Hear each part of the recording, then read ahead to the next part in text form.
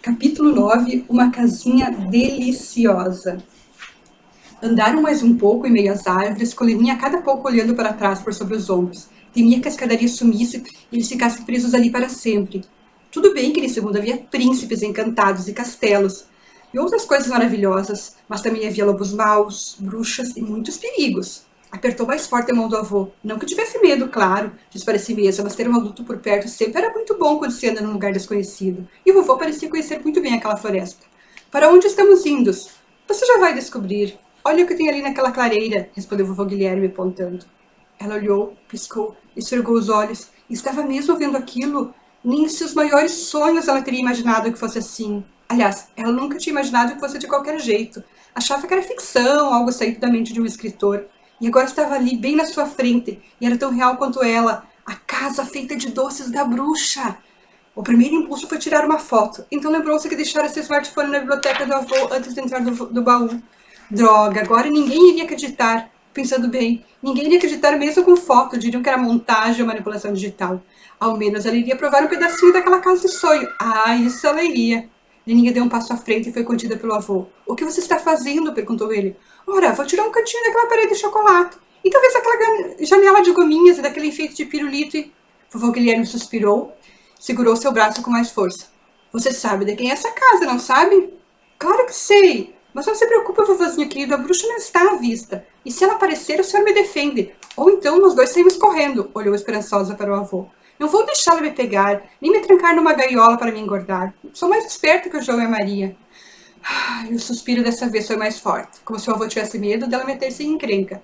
Com toda a paciência do mundo, e baixando a voz, convenceu-a a ir se sentar com ele embaixo de uma árvore, a uns 50 metros de distância da casa, onde teria uma ótima visão do lugar sem serem vistos. Depois começou a explicar.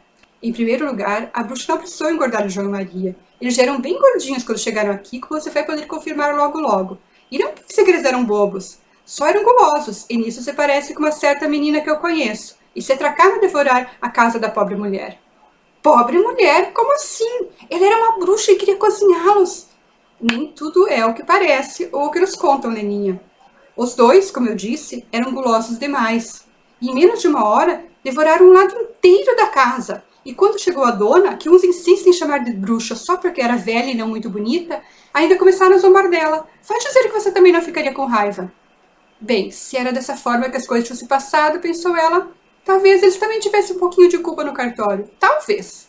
Porém, a bruxa, quer dizer, a dona da casa, tinha sido muito radical. Para que servia uma casa de doces se não era para ser devorada? Serve para morar, disse o avô, quando ela expôs sua dúvida. Lembre-se de que estamos no mundo dos contos de fadas. E se alguns aqui podem viver em castelos, não vejo mal algum em alguém morar numa casa feita de doces. Tinha lógica, ela era obrigada a admitir. E por que ela trancou eles numa gaiola se não queria comê-los? Insistiu Leninha. Não foi numa gaiola. Foi no quartinho dos fundos da casa e foi para que não comesse o resto da casa. Uma prova foi que ela não era tão má assim, foi que ela os alimentou enquanto os mantinha presos. Ela até falou que eles deram umas boas palmadas, entretanto não chegou a fazer isso porque eles ameaçaram chamar o conselho tutelar. Vovô, não inventa! Leninha deixou escapulir. É sério, e ela não os mandou para casa porque se negaram a dizer onde moravam. Tinham fugido e... Ai, ai, suspirou Leninha. Quer dizer que nem essa parte da história é verdade? E deles terem sido abandonados na floresta. Imagina, os pais deles estavam preocupadíssimos. E até contrataram um ótimo advogado para não deixar que eles fossem conduzidos à reabilitação juvenil por jogarem a mulher no forno. Sorte deles que ela não morreu, como eu disse, mas ficou meses no hospital se recuperando. Leninha ainda não acreditava completamente. Era muita informação nova para sua cabecinha, acostumada com a versão tradicional do conto. Entretanto, havia algo que o avô tinha dito minutos antes e que lhe faltava agora à memória. O senhor disse que eu logo ia poder conferir que eles já estavam gordinhos quando chegaram aqui. Como pode saber a que horas eles vão chegar? Ele explicou. Sempre que chega uma nova visita aqui, no mundo dos contos de fada, as histórias estão começando ou vão começar muito em breve. Não me pergunte por quê, não sei a resposta. Só sei que, quando entramos no baú mágico e nos aproximamos de um cenário, elas recomeçam. Leninha se empolgou. Vai ver, é como se o baú estivesse contando as histórias pra gente numa espécie avançadíssima de 3D. Pode ser, riu o avô. Assim, nós podemos contá-las depois, mais fielmente, como eu faço com vocês e seus primos, sem os enfeites pelos quais elas passaram nos últimos séculos. Agora fique quietinha que eles vêm aí. Realmente, lá adiante, Por outra trilha na floresta, surgiu um menino e uma menina muito bem vestidos. Leninha estranhou, pois sempre pensaram que João e Maria eram pobres, mas não disse nada. E bem rechonchudinhos.